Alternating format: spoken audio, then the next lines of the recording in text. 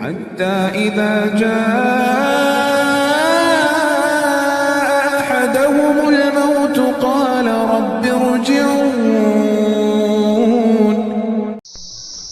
سوال: قلب قرآن کس سورت کو کہا جاتا ہے؟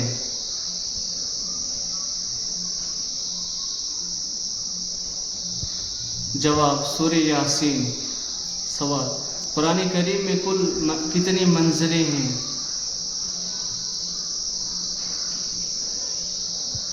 جواب: 7 منزلیں ہیں. سوال: قرآن کریم میں کل کتنے سجدے ہیں؟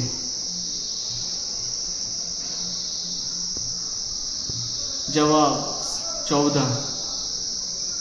فرشتے نے کس صحابی کو خواب میں اذان سکھائی تھی؟